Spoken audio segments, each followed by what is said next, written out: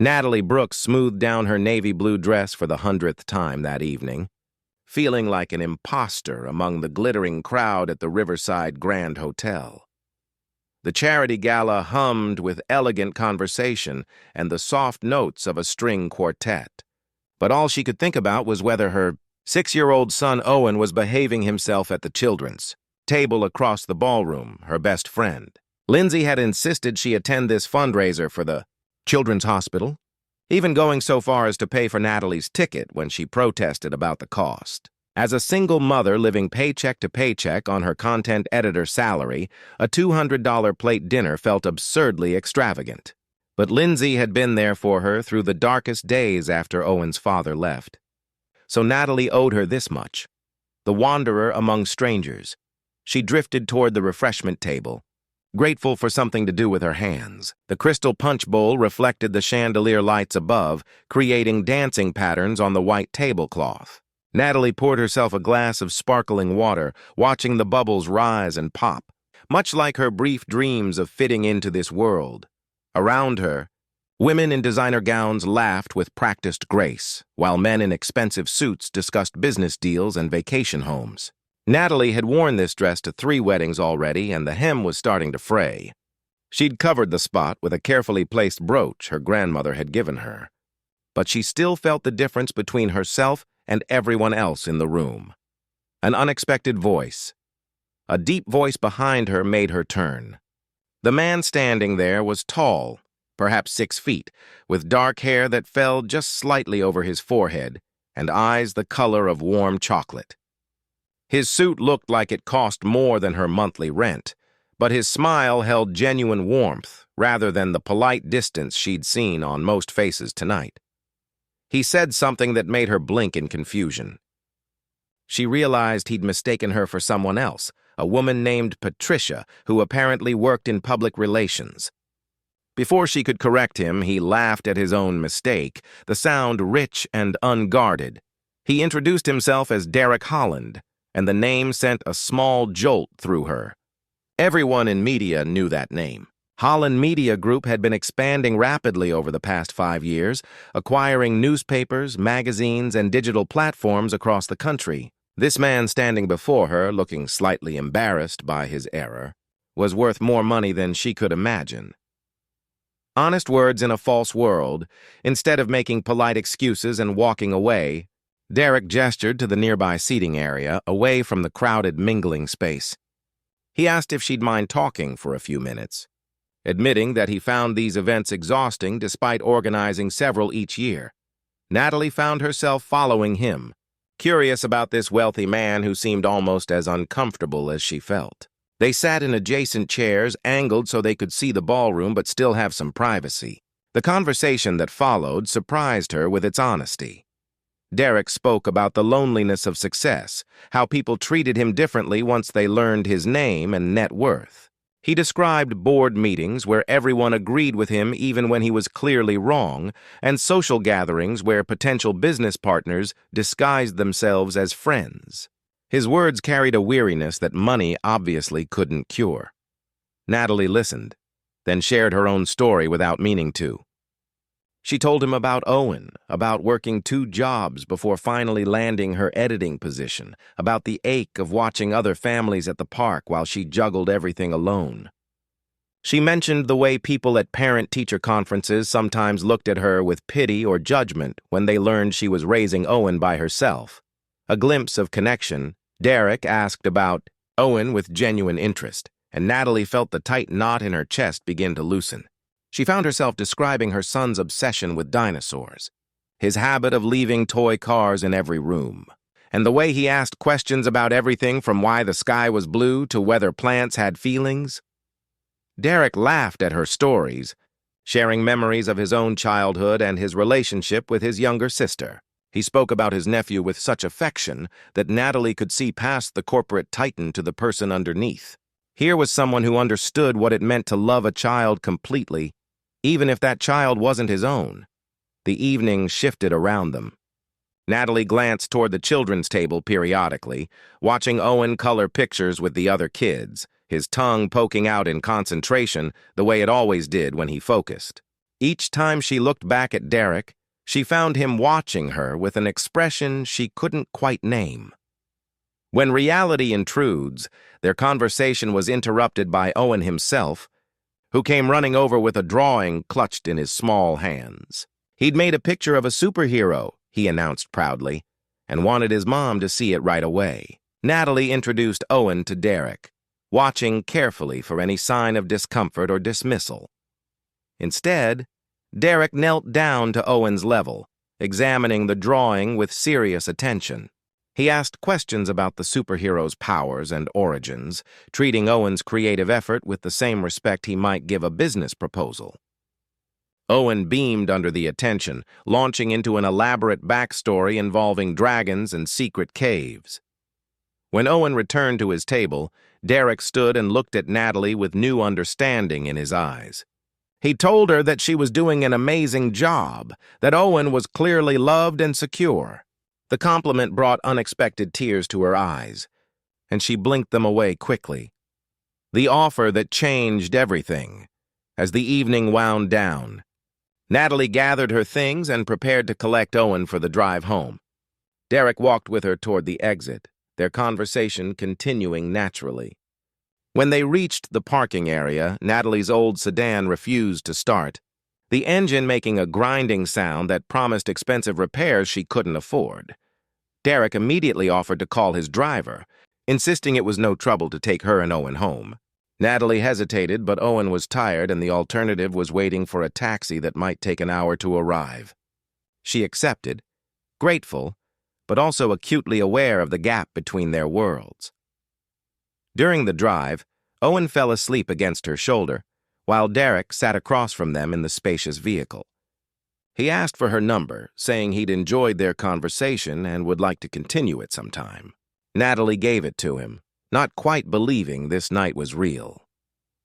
As they pulled up to her modest apartment building, Derek looked at her with an expression she would remember for days to come.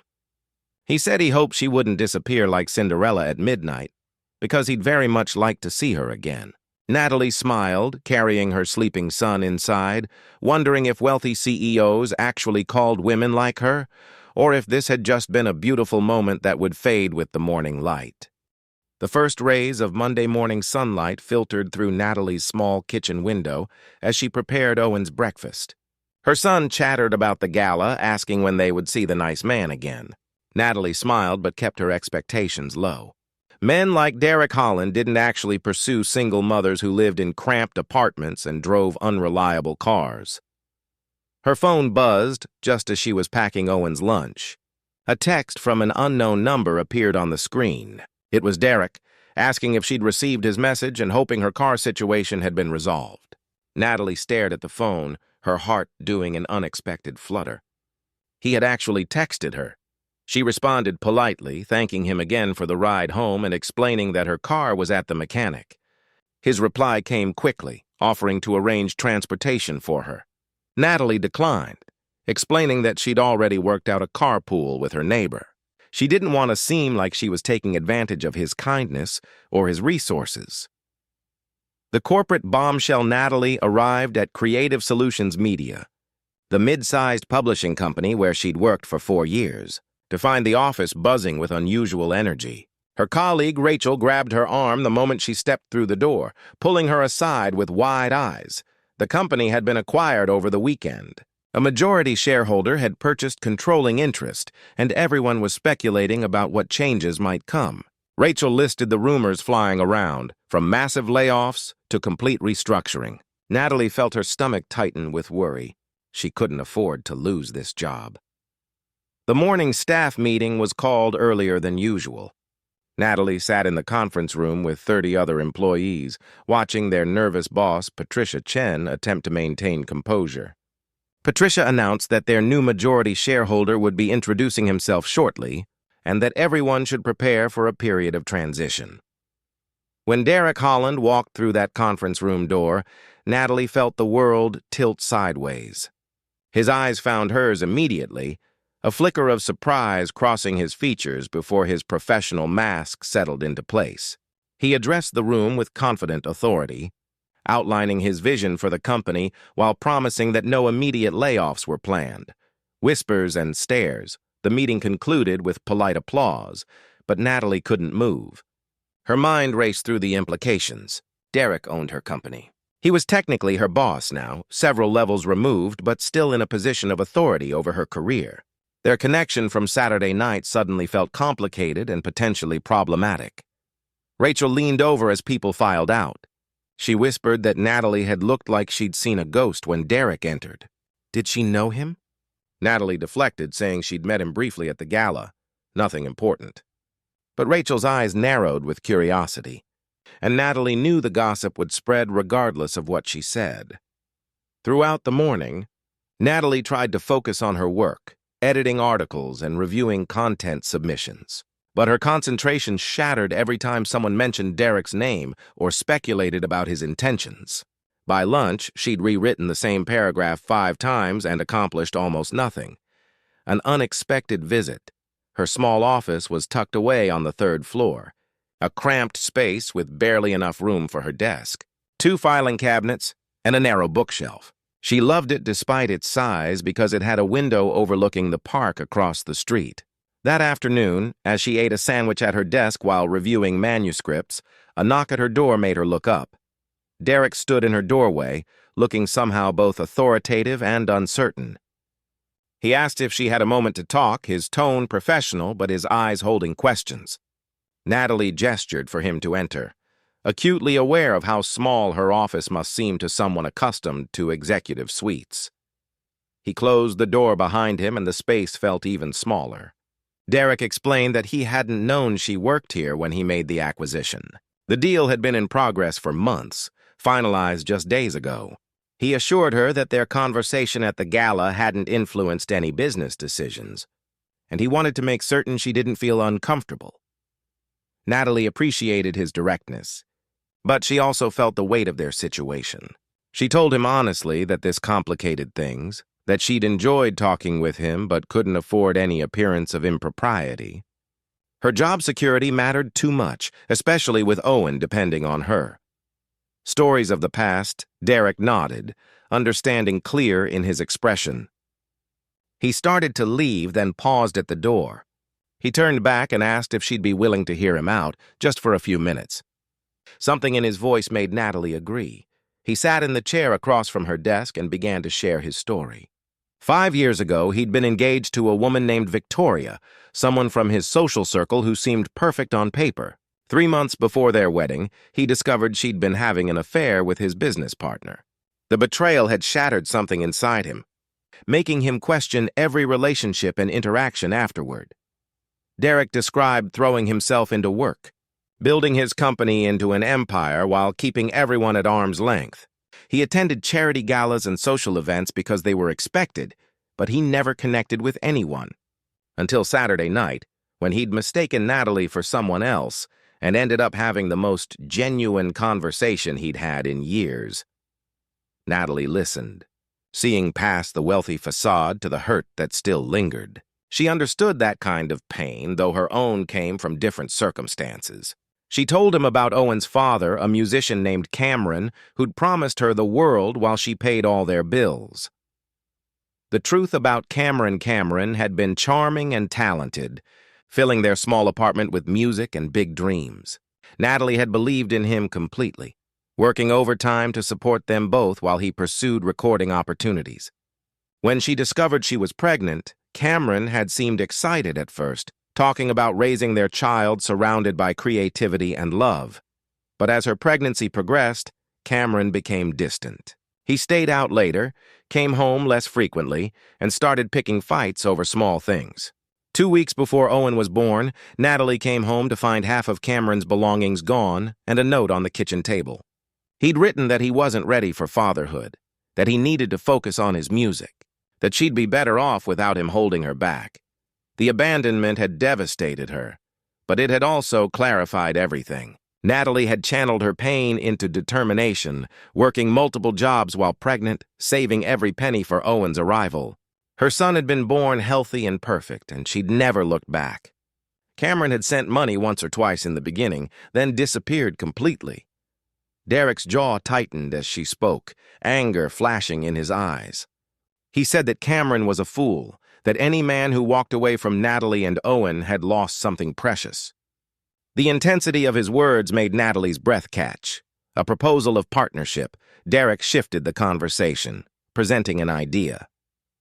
The company needed someone to lead a new initiative focusing on family-oriented content and parenting resources. He believed Natalie had the perfect perspective and skills for the role. It would mean a promotion, a significant raise, and the opportunity to shape content that actually mattered to people like her. Natalie's first instinct was suspicion. She asked directly if this was his way of pursuing her while maintaining professional boundaries. Derek met her gaze steadily, acknowledging that yes, he was interested in her beyond the professional realm, but this opportunity was genuine. He'd reviewed her work over the past few days, reading articles she'd edited and proposals she'd submitted. Her talent was undeniable. He promised that if she took the position, their working relationship would remain completely professional. Any personal connection would have to develop separately, on their own time, with no influence from the office. If she wasn't interested in him romantically, the job offer stood regardless. Natalie considered his words, weighing opportunity against risk. The promotion would change her and Owen's lives substantially. She could afford a better apartment, save for Owen's future, and finally have some financial security. But accepting felt dangerous, like stepping onto unstable ground. An accidental meeting before she could respond. Her phone rang. The school was calling. Owen had fallen on the playground and needed to be picked up. Nothing serious, they assured her. Just a scraped knee that needed cleaning and some comfort. Natalie's professional concerns evaporated instantly, replaced by maternal worry. Derek offered to drive her, noting that her car was still in the shop. Natalie started to refuse, then realized arguing would waste precious time. They rushed to his car, a sleek vehicle that probably cost more than she'd earn in 5 years, and drove to Owen's elementary school in tense silence. Owen sat in the nurse's office with tears streaking his face and a bandage on his knee. When he saw Natalie, he ran to her arms, and when he spotted Derek behind her, his tears stopped abruptly. He asked why the nice man from the party was here, and Derek knelt down to examine Owen's injury with serious attention. Derek told Owen that brave knights always got scars from their adventures, and this scrape proved he was training for something great. Owen's face brightened, and he launched into a detailed explanation of the playground battle that had led to his fall. Derek listened with genuine interest, asking questions and making Owen feel heard and important. Building trust, the nurse smiled at the scene, clearly charmed by Derek's interaction with Owen. She commented that it was nice to see fathers so involved, and Natalie started to correct her but stopped. Let the nurse think what she wanted. Explaining felt too complicated. On the drive home, Owen chattered non-stop from the back seat, his earlier upset completely forgotten. He asked Derek about his car, his job, and whether he liked dinosaurs. Derek answered each question thoughtfully, and Natalie watched the exchange with growing warmth in her chest. When they reached her apartment, Owen asked if Derek wanted to see his dinosaur collection. Natalie started to make excuses, but Derek accepted immediately. They climbed the narrow stairs to her second-floor apartment, and Natalie felt self-conscious about the worn furniture and small rooms. Derek didn't seem to notice or care. He sat on Owen's bedroom floor, examining plastic dinosaurs with the same attention he probably gave quarterly reports. Owen explained each one's name, diet, and special abilities, his enthusiasm infectious. Derek asked questions that showed he was actually listening, and Owen glowed under the attention. The moment of decision. After an hour, Natalie announced it was time for Owen's homework. Owen protested but obeyed, giving Derek a hug that clearly surprised and touched the CEO. Derek stood, brushing off his expensive pants, now covered in carpet fuzz and possibly some old cracker crumbs. At the door, Derek looked at Natalie with an expression that made her heart race. He told her to think about the job offer, no pressure, and to let him know if she had questions. Then he added quietly enough that Owen wouldn't hear, that he'd meant what he said at the gala. He wanted to see her again, to continue their conversation, to explore whatever this connection between them might become. Natalie watched him leave, her mind spinning with possibilities and fears. She closed the door and leaned against it, listening to Owen call out, asking when Derek would visit again. She had no answer for her son, just as she had no clear answer for herself.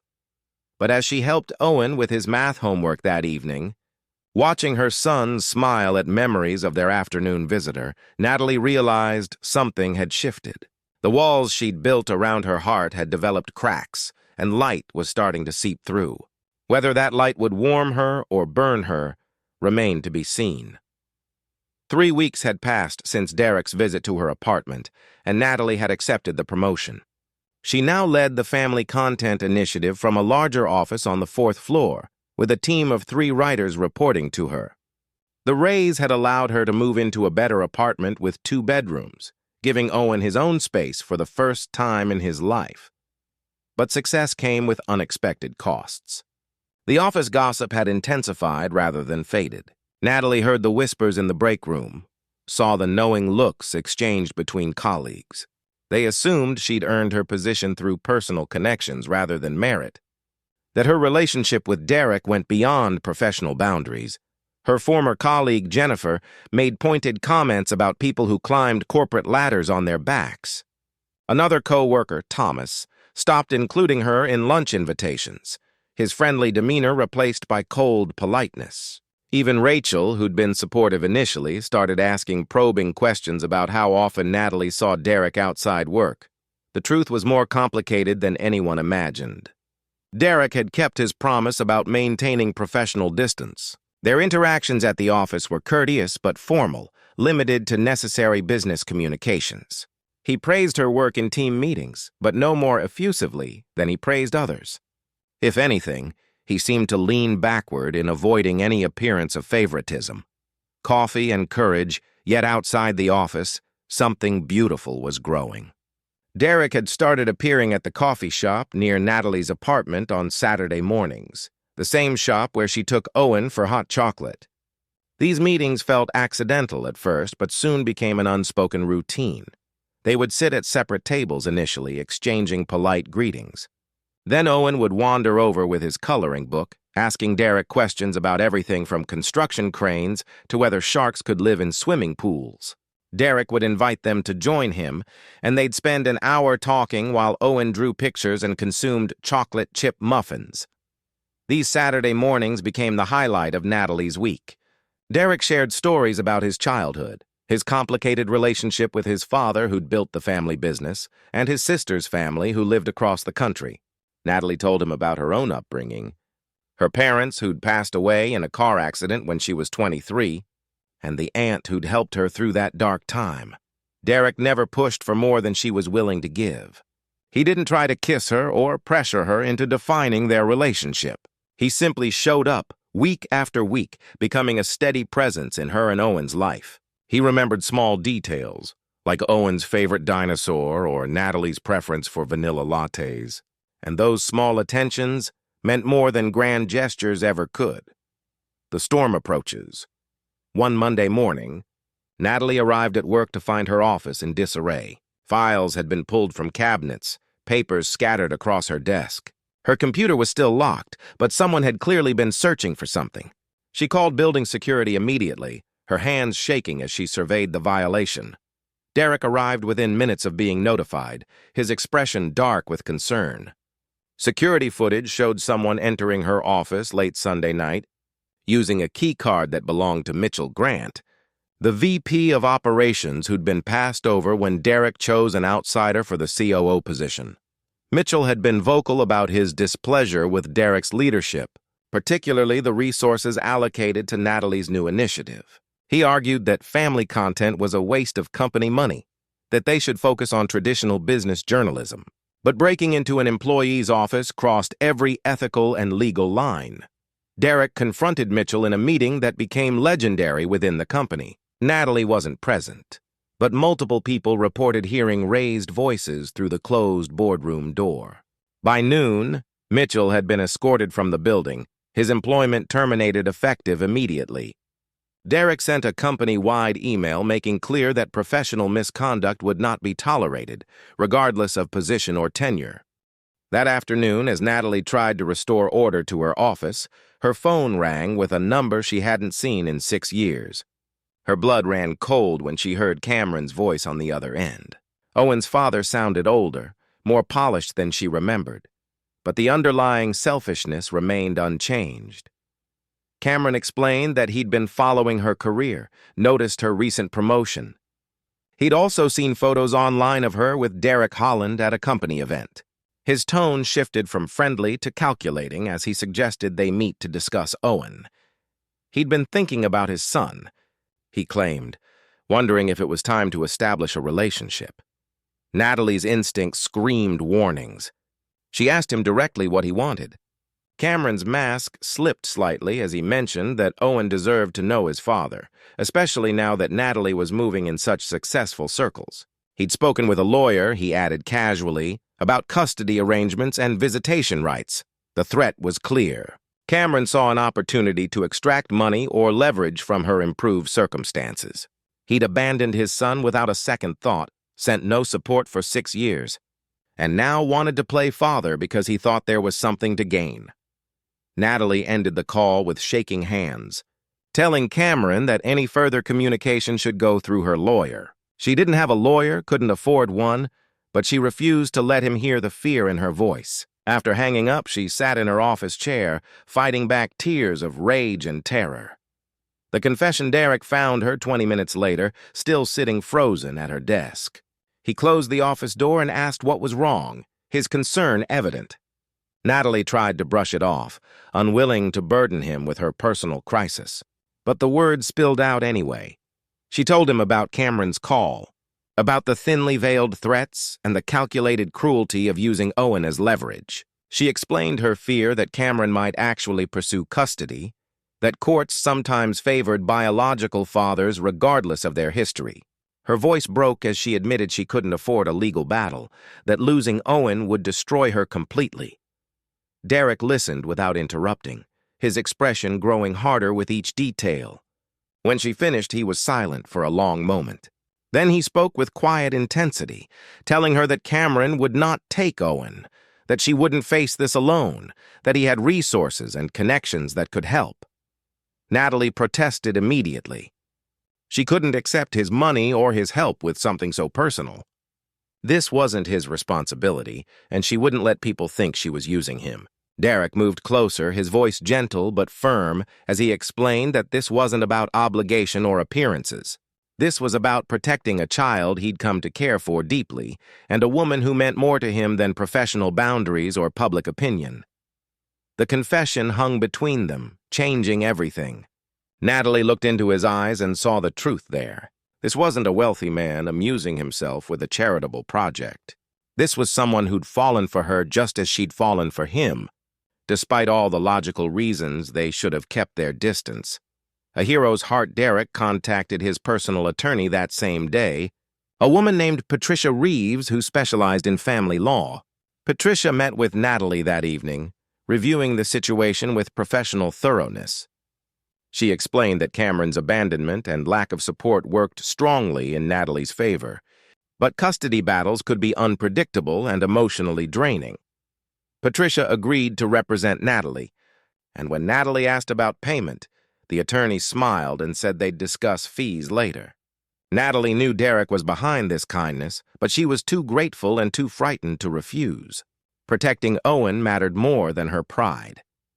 Cameron's lawyer sent a formal letter 2 days later, demanding visitation rights and suggesting that Owen would benefit from knowing his father. The letter painted Cameron as a reformed man who'd made mistakes, but now wanted to step up to his responsibilities.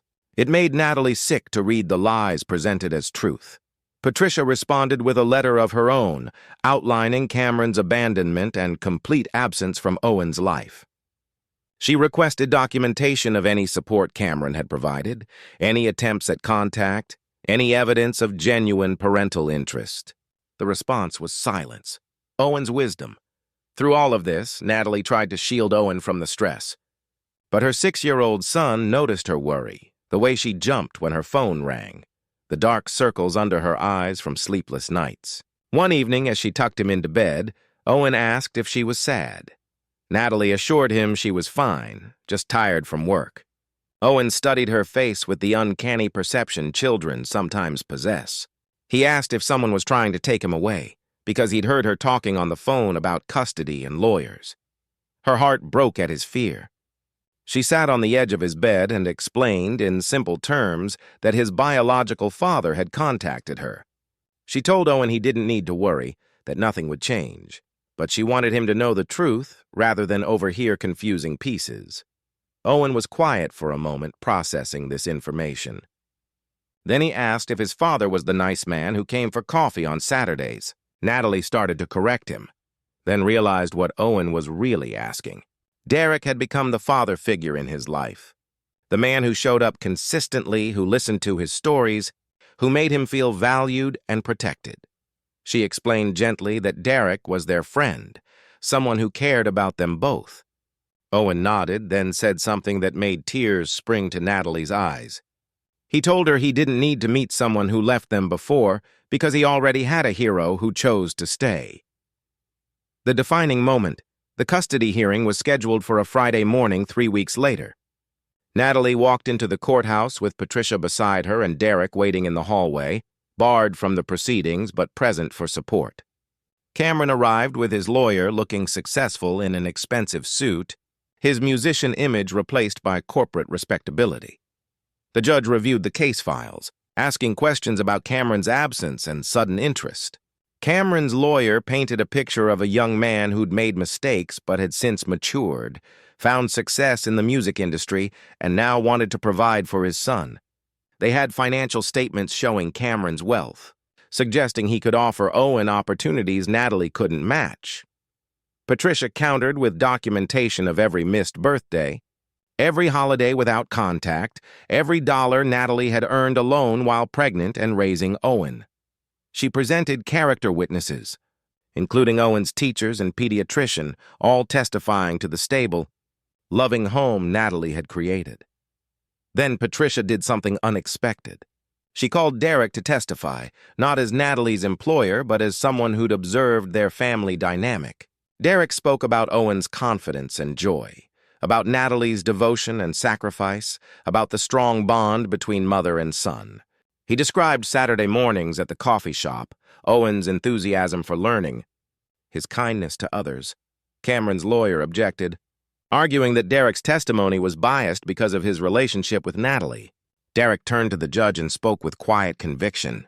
He said yes, he cared deeply for both Natalie and Owen, but that didn't change the facts. A father wasn't defined by biology but by presence, by showing up day after day, by putting a child's needs above personal convenience. Truth revealed. The judge asked Cameron directly why he'd had no contact with his son for 6 years. Cameron stumbled through an answer about focusing on his career, about thinking Owen was better off without him. The judge's expression hardened. She asked if Cameron had sent financial support during those years.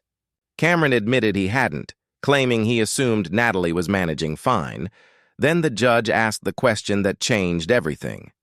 She wanted to know what prompted Cameron's sudden interest now. Cameron's lawyer tried to redirect, but the judge insisted on an answer. Cameron finally admitted he'd seen news coverage of Natalie's promotion, had learned about her connection to Derek Holland, had thought Owen deserved access to that kind of opportunity. The courtroom fell silent. Cameron had essentially confessed that his interest wasn't in Owen, but in the potential financial benefits. The judge's disappointment was evident as she delivered her ruling. Custody would remain solely with Natalie. Cameron would have no visitation rights unless he could demonstrate genuine commitment through supervised sessions, which he'd need to petition for separately. The judge noted that children weren't pawns in adults' games, and Owen's stability took precedence over Cameron's belated parental awakening. Outside the courthouse, Natalie collapsed into Derek's arms, relief and residual fear making her shake. Derek held her close, murmuring reassurances, his own emotion evident in the tightness of his embrace.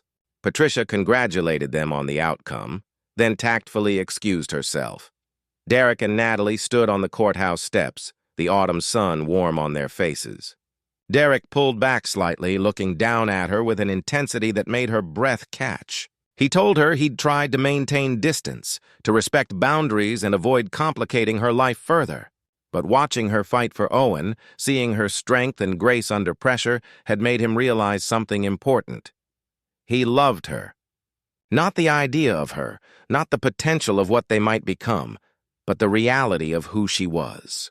He loved her stubborn independence, her fierce maternal devotion, her kindness despite hardship. He loved the way she made him want to be better, to use his resources for good rather than just profit. He loved Owen's laughter and curiosity, the way the boy had opened his heart to possibilities he'd thought were lost. Natalie felt tears stream down her face as she listened.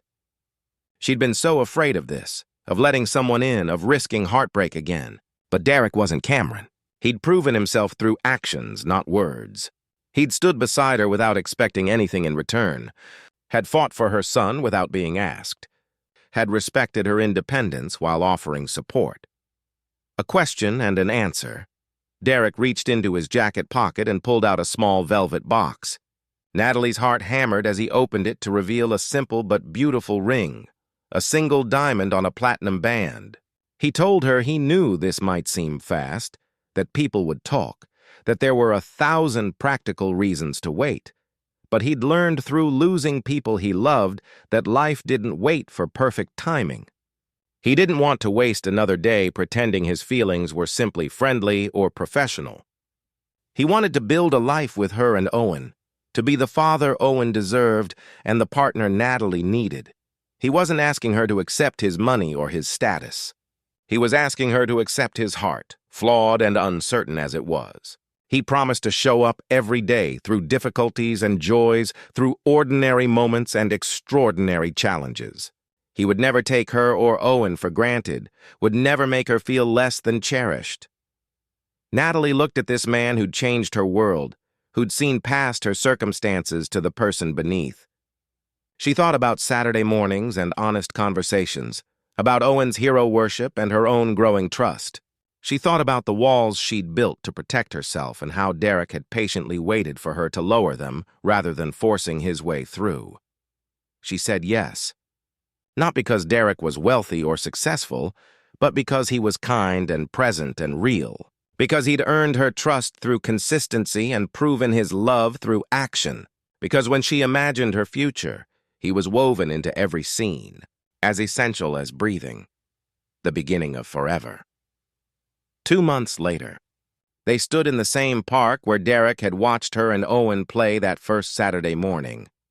A small group gathered around them as they exchanged vows, speaking promises of partnership and devotion. Owen stood beside Derek as best man, bursting with pride in his tiny suit. Natalie wore a simple cream dress, no elaborate wedding because that wasn't who they were. Patricia served as maid of honor, having become a true friend through the legal battle. Derek's sister flew in from California with her family, welcoming Natalie and Owen with open arms. As Derek slipped the ring onto Natalie's finger, Owen cheered loudly, making everyone laugh. The officiant pronounced them married, and Derek kissed his wife with a tenderness that brought tears to watching eyes. When they separated, Owen crashed into both of them, wrapping his arms around their legs in a group hug that perfectly captured their new family dynamic. At the small reception that followed, Derek gave a toast. He spoke about how a single night can change your life, how the people you least expect can become essential, how love finds you when you stop performing and start being real. He thanked Natalie for taking a chance on him, for trusting him with her heart and her son, for showing him what family truly meant. Natalie responded with her own toast, shorter but equally heartfelt. She thanked Derek for seeing her, for valuing her work and her worth, for loving Owen as his own. She admitted she'd thought that night at the gala was just another lonely evening among strangers. She never imagined the CEO's words would turn her world upside down and inside out, transforming her life in ways she couldn't have dreamed. As the sun set over the park and Owen played with his new cousins, Derek and Natalie stood together watching their family blend and grow. The journey hadn't been easy, but the best things never were. They'd fought through judgment and fear, through past wounds and present challenges to reach this moment of peace and promise. Natalie leaned into her husband's embrace, feeling secure in a way she'd never thought possible. Derek kissed the top of her head, his arms strong and steady around her. Whatever came next, they would face it together, three hearts beating as one, building a future founded on trust, respect, and a love that had conquered every boundary placed in its path.